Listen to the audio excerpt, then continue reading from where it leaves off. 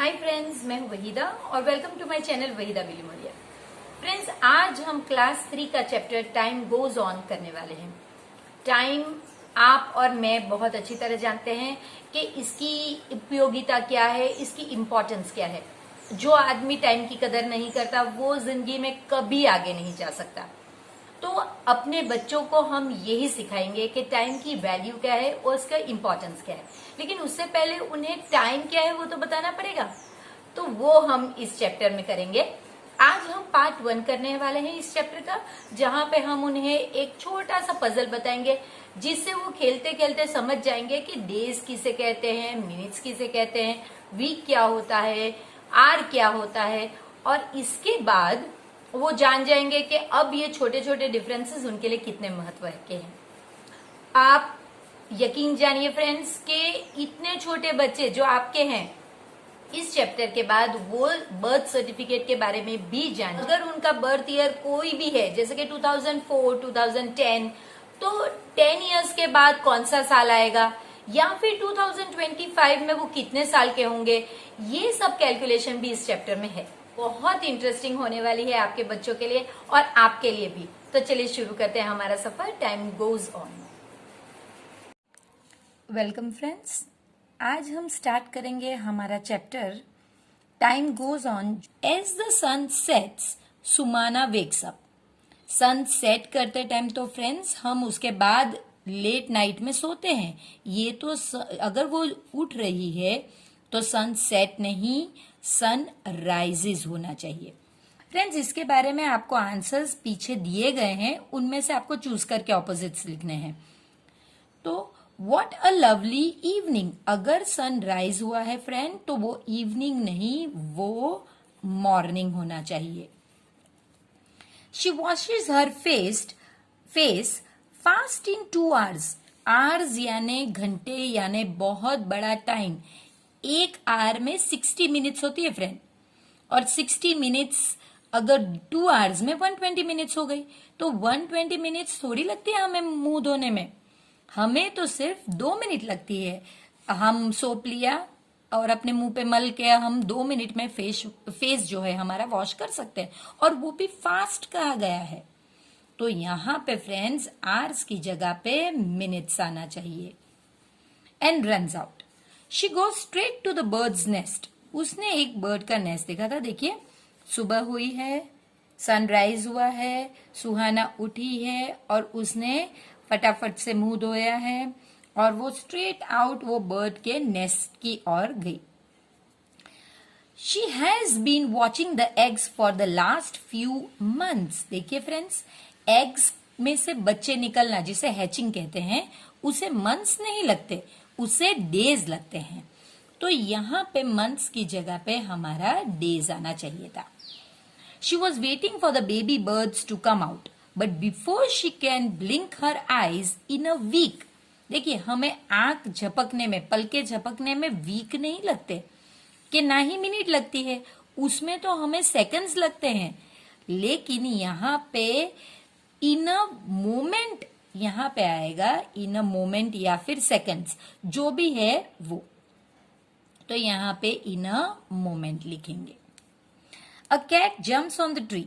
The mother bird cries out loudly and Sumana rushes to shoo away the cat. देखिए, वो तो देख रही थी वहां पे एक कैट आ गई और वो जंप करी सीधा ऊपर, और मदर बर्ड जो है वो शाउट करने लगी, क्राई करने लगी कि बच्चों को बचाए, और सुमाना उसे शू करने लगी, भागो भागो भागो। The cat jumps, it hits the green mango, दुम। तो वो नीचे घबरा के, कैट जो हमारी जो कैट थी वो घबरा के जैसे ही नीचे जंप करती है, वो एक वहां पे ग्रीन मैंगो है उससे जा टकराती है। देखिए फ्रेंड्स, यहाँ पे ग्रीन मैंगो है, उससे जा टकराती है और धूम से नीचे, दोनों ही, कैट भी और मैंगो भी। अब नीचे की स्टोरी देखते हैं फ्रेंड्स।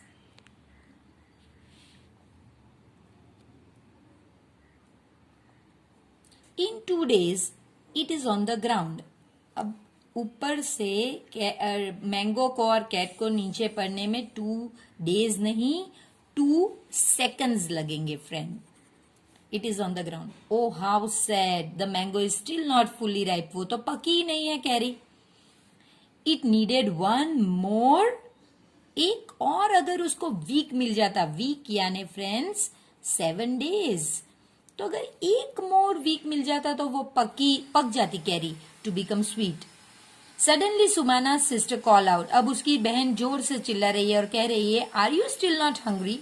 क्योंकि अभी तो वो उठी है और इसका मतलब है come and eat hot upma for dinner. Dinner नहीं फ्रेंड्स, अभी तो अगर वो मॉर्निंग है, उठी है, तो वो ब्रेकफास्ट का टाइम है. डिनर तो रात का लास्ट मील होता है, तो ये ब्रेकफास्ट का टाइम है. तो देखा आपने फ्रेंड्स, आपको जो वर्ड रेड में दिए गए हैं आपको उनके ऑपोजिट चूज करके लिखने हैं.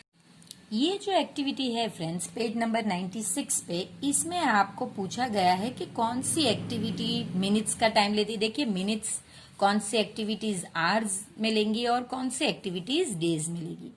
तो फ्रेंड्स इसमें आपको बहुत सारे एग्जाम्पल्स उन लोग ने ऑलरेडी दिए हैं. जैसे कि मिनट्स, हमको बात लेते टाइम मिनट्स लगती है. सबसे छोटा जो टाइम का यूनिट है वो है सेकंड्स. वो सबसे कम रहता है. जैसे कि जिसमें हम स्नैपिंग करते हैं, यानी इस तरह से आप स्नैपिंग करते हैं या आईज ब्लिंक करते हैं, या फिर जिसमें आप सेकंड्स में दूसरा क्या कर सकते हैं, आपको बहुत सारी चीज, जैसे कि आप यॉन कर सकते हैं. ये सब चीजें बहुत कम टाइम लेती है. जैसे कि आप मेडिसिन गल्प कर सकते हैं, लेकिन उससे थोड़ा ज्यादा अगर टाइम ले तो वो मिनट्स होता है. और जब 60 मिनट्स हो तो वो एक आवर बनता है. जब 24 आवर्स हो तो वो एक डे बनता है. और 7 डेज के मिलने पर एक वीक बनता है फ्रेंड्स. तो इस तरह से टाइम बढ़ता जाता है. सबसे छोटा होता है सेकंड्स, जो हम यहाँ पे लिखेंगे.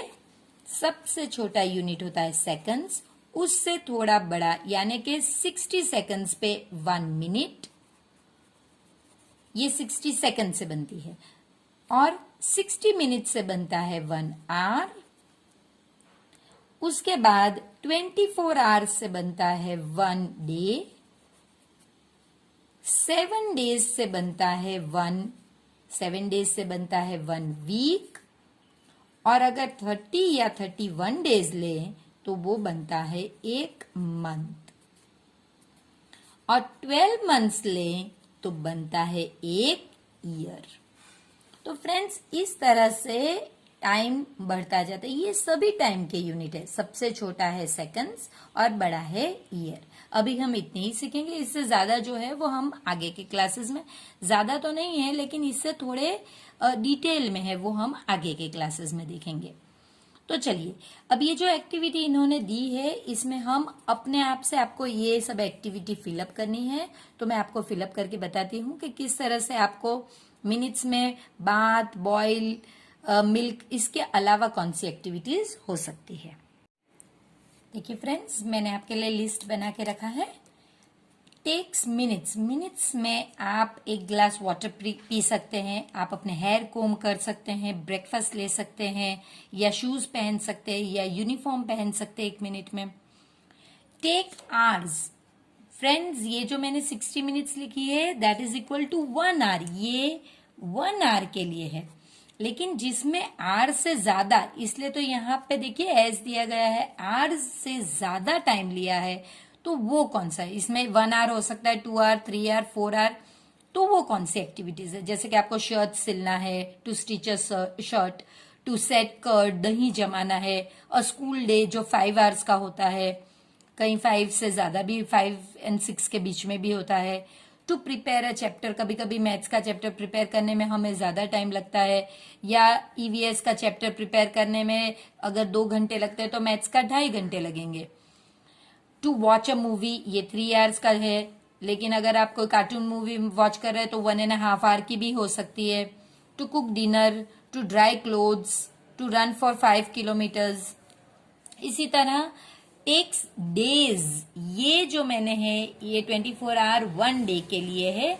आपको एक से ज्यादा दिन या एक दिन ऐसा हो तो वैसी कौन सी एक्टिविटी है? तो देखिए, नीट अ स्वेटर यानी स्वेटर बुनना, साड़ी को वीव करना, बनाना को राइप होने देना, चिक्स को हैच करना। अंडे से चिक्स को निकलने में दिन बहुत सारे दिन लगते हैं फ्रेंड्स, लेकिन डेज ही लगते हैं। For results to be declared, हमारी एग्जाम होने के बाद रिजल्ट्स आने में हमें टाइम लगता है, वो डेज लगते हैं। To learn a full dance, अगर आपको एक सॉन्ग पे डांस प्रिपेयर कर रहे हैं तो वो एक दिन, एक से ज्यादा 2 दिन, 3 दिन, सो डेज में इसका मतलब है कि वो एक टाइम का यूनिट है जिसमें 24 आवर्स से ज्यादा लगना। अब हम जो देखने वाले हैं वो है फ्रेंड्स सेकंड्स, यानी जैसे मैंने आपको कहा टाइम का सबसे छोटा यूनिट, जिसमें आप आईज को ब्लिंक कर सकते हैं, स्नैप अ फिंगर यानी आप चुटकी ले सकते हैं, इस तरह से चुटकी बजा सकते हैं, गल्प मेडिसिन कर सकते हैं, या आपके सिर पर एप्पल का या कोई भी फ्रूट का पड़ना। इसके अलावा ये जो बॉक्सेस है इसमें हमने टू वेयर स्पेक्स, आपके स्पेक्टिकल्स है तो उन्हें पहनने में सेकंड्स लगेंगे। आपको स्नीज यानी आपको अगर छींक आती है तो वो आप कैसे कर सकते हैं, तो वो आपको सेकंड्स में लगेगा। अब ये 2 पेजेस में जो सबसे बड़ा है वो है मंथ्स। मंथ्स यानी एक मंथ डिपेंड करता है हमारे इसमें कैलेंडर में, वो 28 या 29 डेज का हो सकता है, ये फरवरी का मंथ है, या फिर वो 30 या 31 डेज का हो सकता है। तो मंथ फ्रेंड हमारे लिए इतने डेज के हो सकते हैं। नॉर्मली 28, 30 और 31 होता है, लेकिन अगर लीप ईयर है तो वो 29 डेज का भी हो सकता है। तो मंथ्स में इतने सारे दिन में कौन सी एक्टिविटी होती है? ये मंथ्स है फ्रेंड, यानी एक महीने से ज्यादा। तो ये वीट को ग्रो करना, सीड में से नए प्लांट को निकलना, या फिर समर से विंटर का आना, या फिर एक एग्जाम से दूसरी एग्जाम के बीच का पीरियड, या फिर एक लैंग्वेज को आपको स्पीक करना, सीखना। तो ये सारी चीजें में टाइम ज्यादा लगता है कंपैरेटिवली, इसलिए इसे हम इट टेक्स मंथ्स के अंडर में लिखते हैं। आगे के सेक्शन में पेज नंबर 98 पे कहा गया है clap clap before you catch. अब ये गेम हम बहुत खेलते हैं घर में, जब समर्स में कोई खेलने वाला नहीं होता तब हम ये गेम अकेले अकेले खेल सकते हैं, कि जहां पे हमें कोई भी एक स्टोन लेना है, उसे एयर में उछालना है। You have to throw the stone in the air and clap. पहली बार हम लोग जब करेंगे तो एक बार क्लैप करेंगे, फिर हम 2 बार ट्राई करेंगे कि क्या हम फटाफट से 2 बार क्लैप करके फिर कैच कर सकते हैं क्या वो स्टोन को।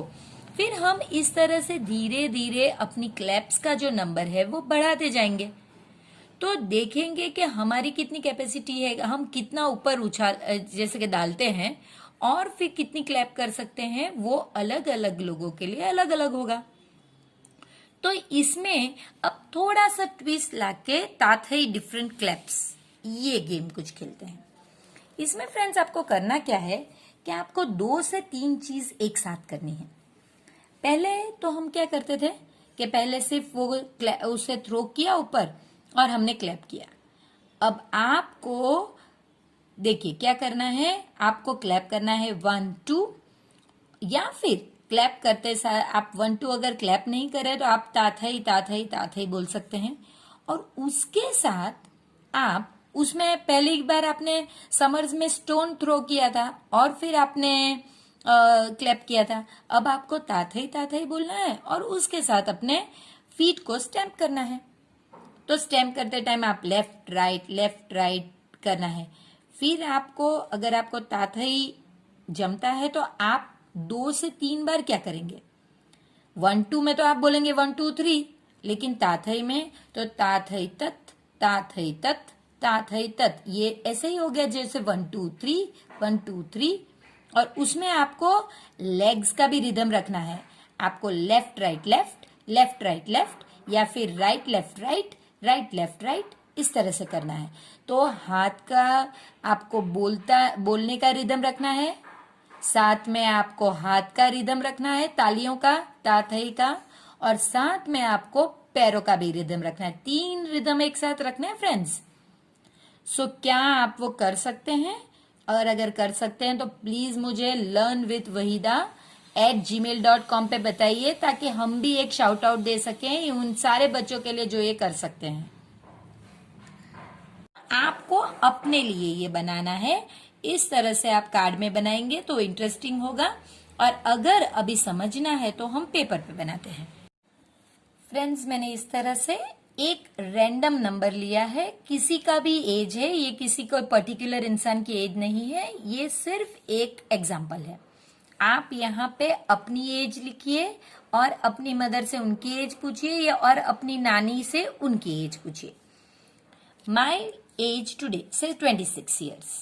My mother's age today, तो my mother's age was 46 years. Mother की आज एज है 46 years.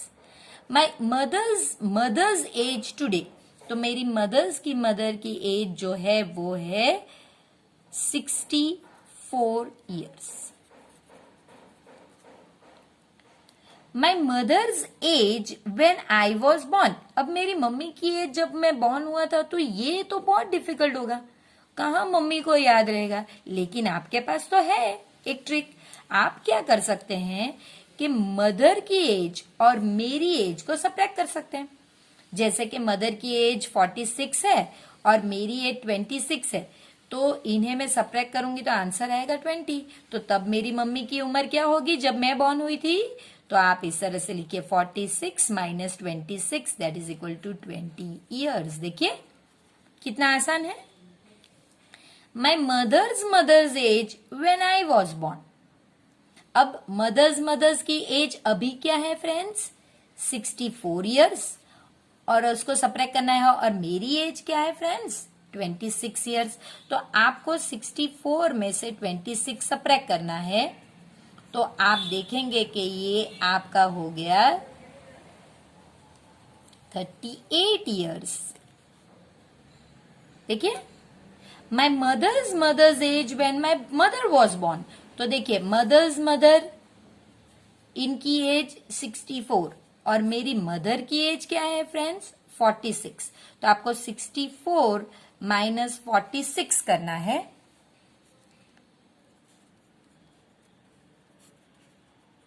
तो ये हो गया आपका 18 years। देखिए फ्रेंड्स, ये मैंने एक रैंडम नंबर लिया है, ये जरूरी नहीं है आप अपने नंबर्स लीजिए, लेकिन इस तरह से कैलकुलेशन कीजिए। मैंने तो सिर्फ एग्जाम्पल लिया है, ये किसी इंसान का नहीं है। जैसे कि कोई पर्टिकुलर जिसका कोई नाम है ऐसा नहीं, ये कोई भी रैंडम नंबर है। तो ये आप अपनी एज यहाँ पे लिखिए, आपकी मम्मी की यहाँ और अपनी नानी की यहाँ, और इसी तरह से कैलकुलेट करके सबकी एज के डिफरेंस आप फाइंड कर सकते हैं। अब इसके बाद एक पजल है जो बहुत ही इंटरेस्टिंग पजल है। इसे सॉल्व करने के 2 मेथड्स हैं। एक आपकी क्लास के हिसाब से जो मेथड है वो, और एक जो है आगे के क्लासेस में आपको मदद आएगा वो मेथड। तो हम चलिए शुरू करते हैं। तो यहां से हमारा नया सम है।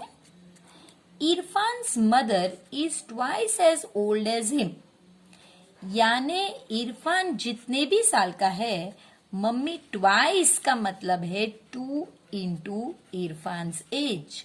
यानी अगर इरफान की जो भी एज है, मानो कि 4 years है, तो मम्मी 2 इंटू 4 मम्मी 8 years की होंगी। ये एग्जाम्पल है, मम्मी 8 years की नहीं होती है, ये तो मैं आपको एग्जाम्पल दे रही हूं। शी यानी Irfan's mother is also 20 years older, यानी अगर इरफान 20 years ओल्डर का मतलब है प्लस, तो 20 प्लस इरफान की एज।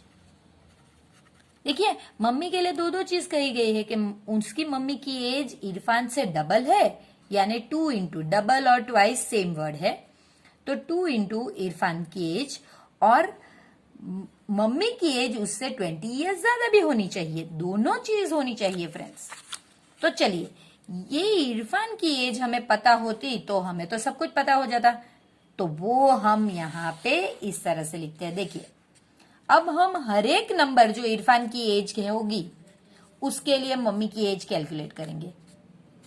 तो यहां हम ट्वाइस यानी मल्टीप्लाई बाय 2 करेंगे वही नंबर को, और यहां उसमें हम 20 ऐड करेंगे, क्योंकि हमारे पास 2 कंडीशन है। तो ये वाली कंडीशन यहां अप्लाई करेंगे और ये वाली कंडीशन यहां, जिसमें दोनों राइट हो वो हमारा आंसर होगा। तो देखिए, अगर इरफान की उम्र 1 है तो मम्मी की उम्र मल्टीप्लाई बाय 2, ये कितनी 2 हुई। जबकि यहाँ क्या होता है 1 प्लस 20, तो यहाँ तो 21। देखिए ये दो नंबर मैच करने चाहिए, तो ये मैच नहीं कर रहे हैं, तो इरफान की एज 1 नहीं है। अब अगर 2 है तो ये तो आपका फिक्स्ड ही रहेगा, ये और इतना पार्ट फिक्स रहेगा, नंबर यहीं पे बदलेंगे। 2 इंटू 2 4, और यहाँ पे 2 प्लस 20, तो ये हो गया आपका 22, ये भी मैच नहीं कर रहा है। 3 इंटू 2 6, 3 प्लस 20 23, ये भी मैच नहीं कर रहा है क्योंकि ये 6 है और 23 मैच नहीं कर रहा। तो आप देख सकते हैं फ्रेंड्स कि किस तरह से ये पूरा सॉल्व करने पर जब मैं 20 पे आती हूँ इरफान की एज, तब जाके ये दो नंबर्स मैच करते हैं। यानी कितना बड़ा कैलकुलेशन, एक ऑलरेडी जो हमने 1 to 10 का किया था और एक 11 to 20 का, तो इसका कोई शॉर्टकट मेथड होना चाहिए और वही हम लर्न करने वाले हैं फ्रेंड्स। ये वो मेथड है। पहले आपको ये करना है, let Irfan's age be x years. हमारे पास मदर की दो चीज है, तो मदर का पहली चीज क्या होती है, मदर ट्वाइस इरफान्स एज। इसका मतलब है अगर इरफान x है तो मदर 2 इंटू x होगी। और मदर के ही लिए दूसरी चीज दी गई है कि मदर 20 ईयर्स ओल्डर भी है इरफान से, यानी x इरफान है तो प्लस 20। देखिए पहले आप जो इरफान की एज है उससे 2 करेंगे तब भी मदर की एज मिल जाएगी, और इरफान की एज में 20 ऐड करेंगे तब भी मदर। अब अगर मदर की दो चीज है तो आपको एक साइड पे ये लिखना है, ये वाला, और इज इक्वल टू करके दूसरी साइड पे ये लिखना है। देखिए अब आपको क्या करना है कि पहले आपको ये जो 20 है इसे यहां से निकालना है।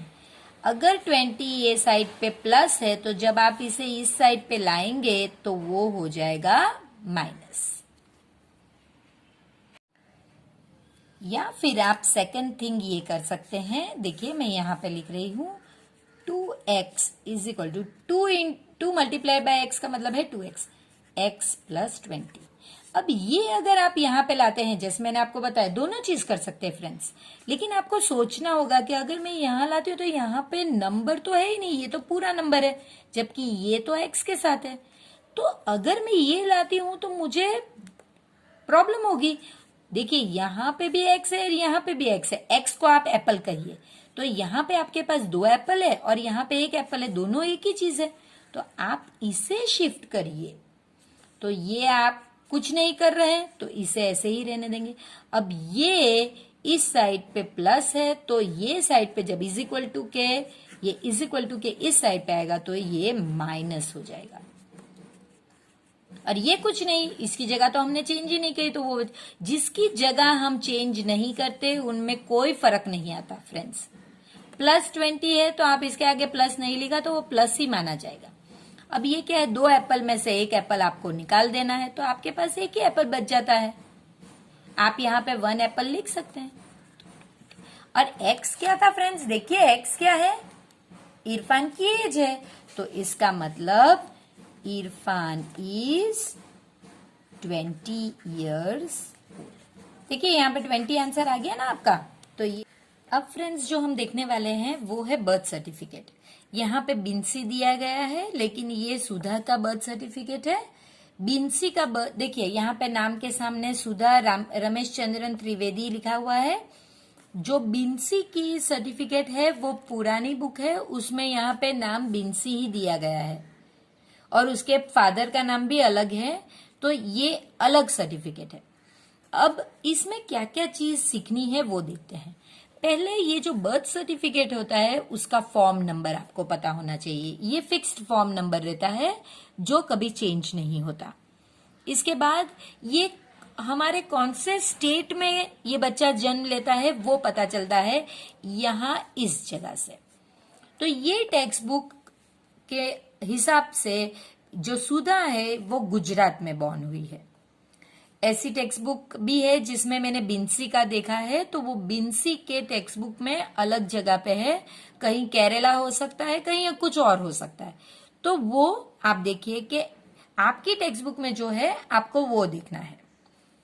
इसके बाद ये कब इश्यू हुआ था, रजिस्टर होने के, this is to certify that the information is taken from the original record of birth which is in the registrar. यानी ये रजिस्टर एक जो ऑफिस होती है जहां पे सब बच्चे जब जन्म लेते हैं तो उनका नाम लिखाना पड़ता है।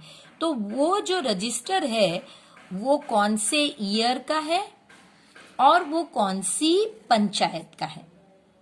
तो ये बालिसाना पंचायत का है और 2002 का है। अब नेक्स्ट इसमें जो डिटेल्स आती है वो है कि ये जो बर्थ सर्टिफिकेट है ये किस बच्चे का है। तो नेम है सुधा रमेश चंद्र त्रिवेदी सॉरी। सेक्स यानी क्या वो लड़का है या लड़की।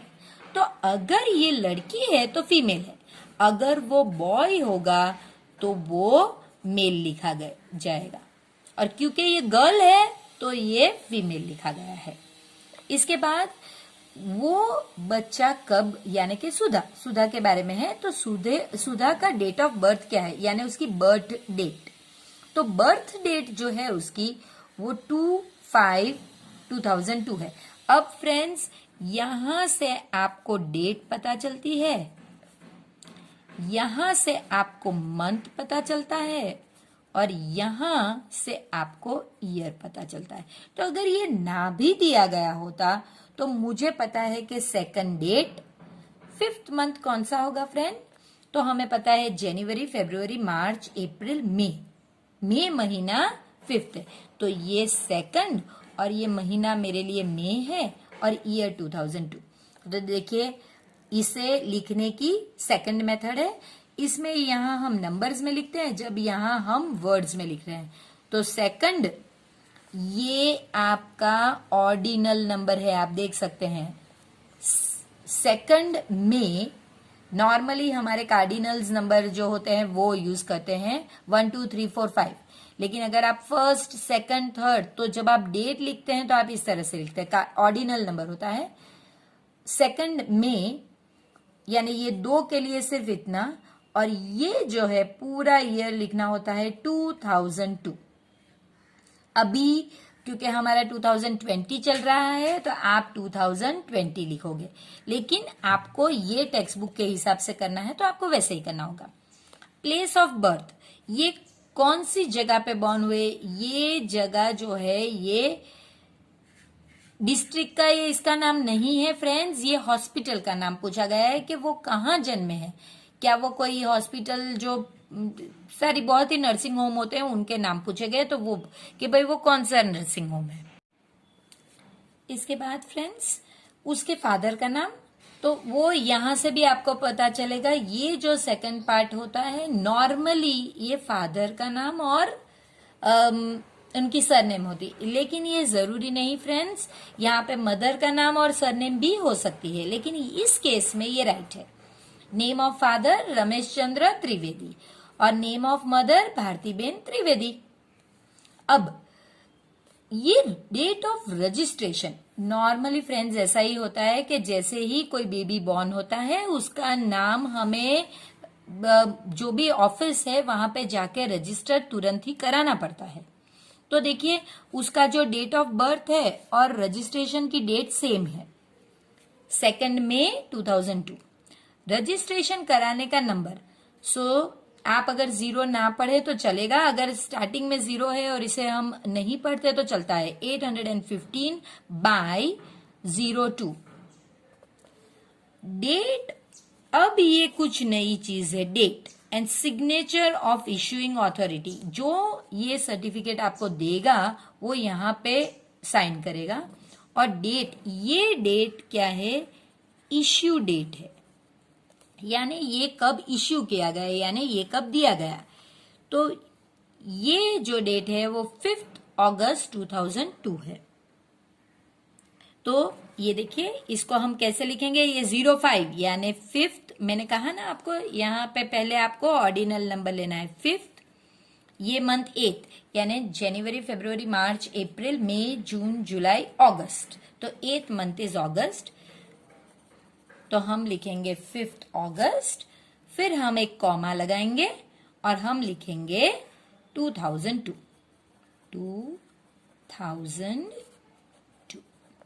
तो इस तरह से ये हमने सर्टिफिकेट, बर्थ सर्टिफिकेट को पढ़ना सीख लिया। अब हम इसके रिलेटेड जो क्वेश्चंस है उसको पढ़ेंगे और उसको आंसर करेंगे। फ्रेंड्स, मैं चाहूंगी कि आप अपनी टेक्स्ट बुक खुली रखें ताकि हम क्वेश्चंस मैं आपको बोल के बताऊं और इसमें एक्सप्लेन करूं, तो फिर आपके लिए मैं आंसर्स तैयार रखूंगी और फिर आप उसके लिख सकते हैं। हमारा पहला क्वेश्चन है 2/5/2002 shows that Sudha was born on 2 dash in the year 2002। तो यहाँ पे 2 ये है और ये है, तो बच गया कौन, बीच का महीना, तो हम लिखेंगे और यहाँ पे हम लिखेंगे second May in the year 2002। क्योंकि ऑन है ना, ऑन यानी आपको डेट के बारे में पूछा गया है। How old is Sudha by 2 May 2008। अब आपको क्या करना है, हर क्वेश्चन में जब आपको पूछा गया है कि ओल्ड कितनी है, तो आपको उसका बर्थ कब हुआ था वो लिखना चाहिए। तो उसका बर्थ है 2/5/2002 और ये डेट है 2 मई यानी 5 2008। तो आप देख सकते हैं कि डेट और मंथ तो सेम है, तो वो ओल्ड कितनी होगी ये फ्रेंड्स आपको सिर्फ ईयर से पता चलेगा। तो आपको 2008 में से 2002 को माइनस करना होगा, तो आपका आंसर आएगा 6, तो वो पता चलेगा 6 ईयर्स। तो कैसे पता चला, तो आपने ये डेट में से इसकी जो बर्थ डेट है उनके ईयर्स को आपने सब्ट्रैक्ट किया और उससे आपको पता चला कि वो 6 ईयर्स की है। How old will she when she will in the year 2052। अब देखिए डायरेक्ट ईयर ही दिया गया है, तो अब हमें सिर्फ उसका बर्थ ईयर ही चाहिए। तो उसका बर्थ ईयर कौन सा था फ्रेंड्स, 2002, और ये साल में वो कितने साल की होगी, तो आपको कुछ और एक्स्ट्रा चाहिए ही नहीं, तो आपको ये सब्ट्रैक्ट करना है। तो आंसर क्या आएगा फ्रेंड्स, आप देख सकते हैं आंसर आएगा 50 ईयर्स। कैसे किया हमने, 2052 minus 2002, so 0500, so 50 years. On what date will she be 8 years old. देखिए उसकी बर्थ ईयर क्या है, सॉरी बर्थ डेट क्या है, तो 2/5/2002 और अब उसमें 8 ईयर्स ऐड करने हैं, यानी ये जो ईयर है आपका उसमें आपको 8 ऐड करने हैं। तो ये हो गया आपका 2010 और ये तो चेंज ही नहीं होगा क्योंकि वो 8 ईयर्स का पूछा है। तो डेट आएगी 2/5/2010। तो आपने डेट लिखी जैसे कि उन्होंने पूछा है जब वो 8 ईयर्स की होगी, और वो आपको नंबर्स में लिखती है इसलिए हमने ऐसे लिया। अगर वो कहा गया होता कि आप वर्ड्स में लिखिए तो फिर आपको इस तरह से लिखनी पड़ती। Next question, question number 5, how many months old. अब आपको मंथ्स पूछे गए हैं। वॉज सुधा ऑन 2 अगस्त 2002। तो पहले तो उसकी बर्थ डेट लिखिए और वो है 2/5/2002 और अब ये डेट लिखिए 2 अगस्त यानी 8th मंथ और 2002। अब आपको मंथ पूछा गया है, तो फ्रेंड्स मंथ ये है तो आपको इन्हीं को सब्ट्रैक्ट करना है। तो आप लिखेंगे 8 - 5, तो आपको पता चलेगा 3, और ये मंथ्स है तो आप लिखेंगे 3 months. How many years old, अब ईयर्स का पूछा गया है, इज सुधा नाउ। तो नाउ का ईयर है 2020 और उसका बर्थ ईयर कौन सा है, 2002। तो आपको 2020 में से 2002 को सब्ट्रैक्ट करना है तो पता चलेगा कि वो 18 ईयर्स की है। After how many months her birth certificate was issued. अब देखिए अगेन मंथ्स, तो पहले उसका बर्थ डेट लिखिए 2/5/2002। अब सर्टिफिकेट कब इश्यू हुआ था वो डेट देखिए। तो फ्रेंड्स मैंने आपको पहले ही बताया था कि इश्यू डेट इसकी जो लास्ट में हमने देखी थी वो है जो है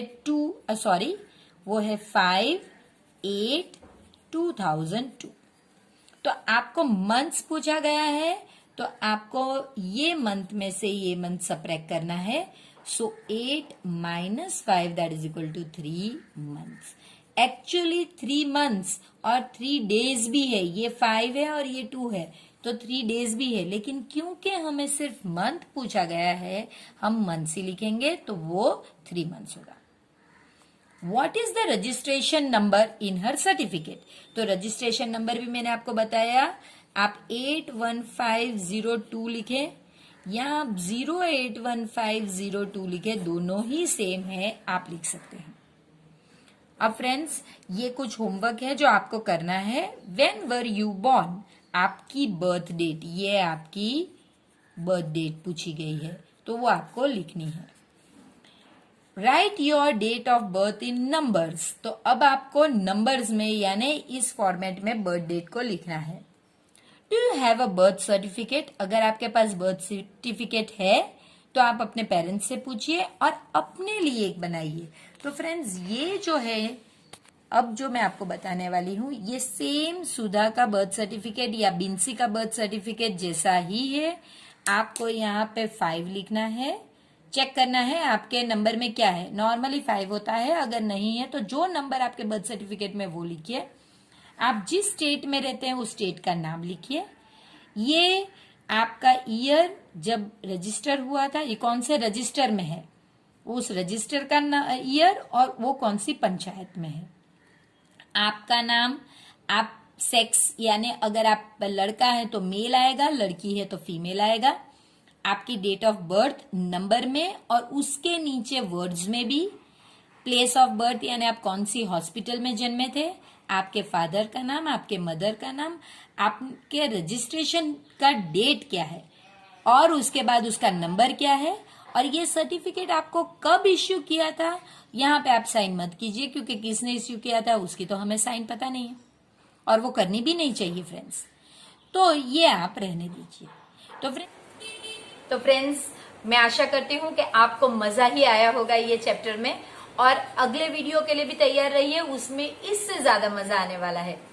तो फिर मिलते हैं, तब तक आप चैनल को सब्सक्राइब कीजिए, वीडियो को लाइक कीजिए और अपने ही तरह अलग पेरेंट्स जो आपके ग्रुप में हो उन्हें आप वीडियो को शेयर कीजिए, फॉरवर्ड कीजिए और उनसे भी रिक्वेस्ट करिए कि वो चैनल को सब्सक्राइब करें।